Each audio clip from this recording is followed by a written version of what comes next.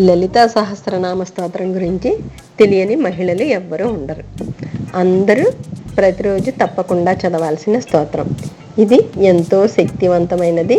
దీని గురించి ఎంత చెప్పినా తక్కువే. ఇది చదవటం వల్ల కలిగే ప్రయోజనాలు ఎన్నో ఉన్నాయి. మనం నిత్య జీవితంలో ఎదుర్కొంటున్న ఎన్నో సమస్యలకు పరిష్కారం చూపించే మంత్రాలు దీనిలో చాలా ఉన్నాయి. ఒక్కసారి లలితా సహస్రనామ స్తోత్రం చదివిన తర్వాత ఈ మంత్రాన్ని ఈ విధంగా చదవండి. మంచి ప్రయోజనాలు పొంది సుఖంగా సంతోషంగా ఉండండి. ఓం గిరిచక్ర రథారూఢ దండనాథ పురస్కృతాయ నమః. ఈ మంత్రం మీ భూమిని ఎవరైనా కబ్జా చేస్తే, అంటే మీ భూమిని వేరే వాళ్ళు ఆక్రమించారనుకోండి, అది మీరు తిరిగి పొందాలంటే ఈ మంత్రాన్ని పఠించాలి.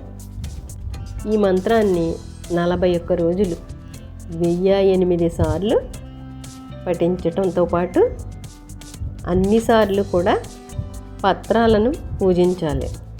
ఆ పత్రాలు ఏంటంటే వినాయక చవితికి వాడతాం కదా, మారేడు, గరిక, మరువు మొదలైనటువంటి అన్నమాట. ఆ పత్రాలను తీసుకొచ్చి పూజిస్తూ జపించాలి. పూజ అయిన తర్వాత ప్రతిరోజు కొబ్బరికాయ, అరటి పండ్లు లలితాదేవికి నివేదన చెయ్యాలి. ఈ మంత్రాన్ని చర్మ రోగాలు ఉన్న వాళ్ళు అయితే చర్మాన్ని పాముతూ నిత్యం 27 సార్లు కూడా జపించవచ్చు. మీరు భూ కబ్జా కోసమైనా పఠించవచ్చు, చర్మ రోగాల కోసమైనా కూడా పఠించవచ్చు.